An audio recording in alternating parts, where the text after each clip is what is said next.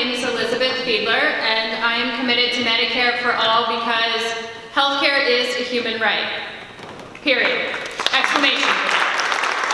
I firmly believe that. I have 2 little kids. One of them is starting Pee Wee basketball tonight. I was just checking out some pictures on the way here. And I don't want any company, any person profiting off of the health of my children, or off of their ill health, or off of my health, or off of your health. I don't. And I'm really committed to going to Harrisburg to make sure that Pennsylvania is a national leader when it comes to healthcare. We can do this. We just need elected officials who really want to fight for it.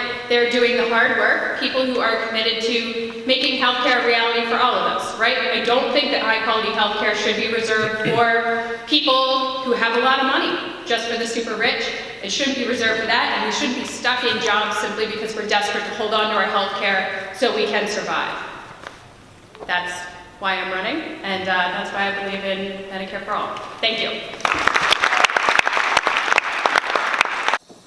I will fight every single day for Medicare for all, to make it a reality, to make it something that we can all count on. As I said earlier, I really truly believe that high-quality healthcare should be available to every single person, right? My family, your family, we should all get the same quality of healthcare as everyone else. Regardless of how much money we have, it shouldn't be about whether we're rich or not. That's not the question, right? We're human beings. We're human beings with bodies and with medical needs, and I have a neighbor who happens to live in my district who had a similar situation with her cousin.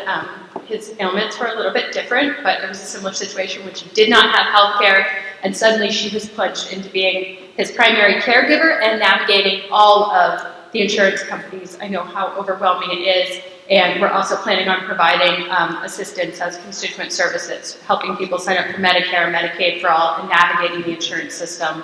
And again, I'm so sorry for what your family's been through. Thank you. Hi, Patty. Thanks for the question.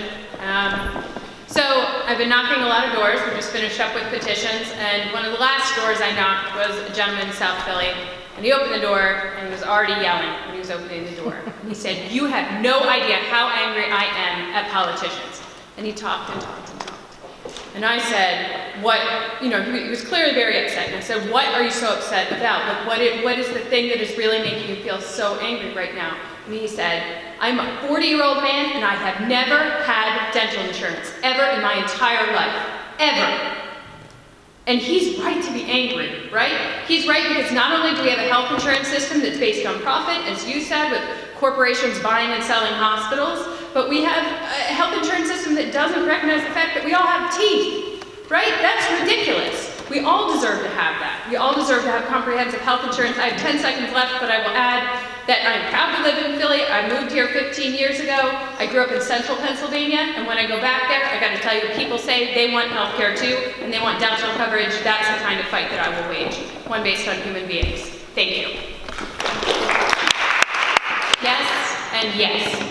Absolutely, 100%.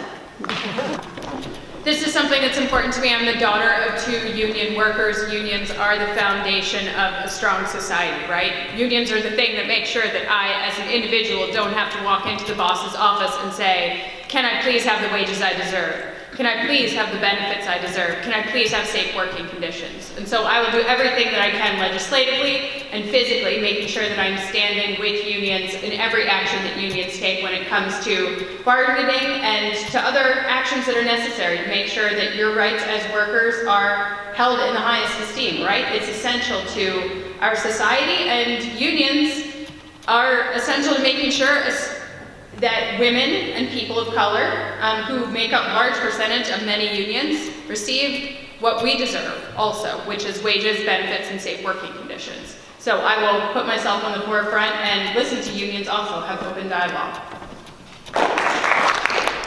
From what I understand, in the state of Pennsylvania, we tax our poor at a higher rate than we tax our wealthy.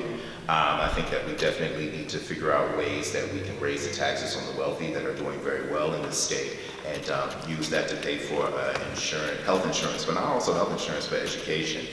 There are several things in the state that need help, so I think we definitely need to just figure out ways to close some of these loopholes and raise the taxes on the wealthy. To echo what Rep. Delicio said, I think that there is absolutely a way to pay for it, right? It's a question of priorities. Our individual struggles as human beings differ, but we all have a stake in this fight. I believe healthcare, education, food, housing, these are all human rights. There is money. There's money out there, right? And the few at the top are the ones who are holding on to it. They're hoarding it. And to echo some of the sentiments that were expressed earlier, it's a question of having leaders in positions of power who have our best interests in mind, right? And being willing to take on some of those powerful few who are trying to hold on to it at our expense.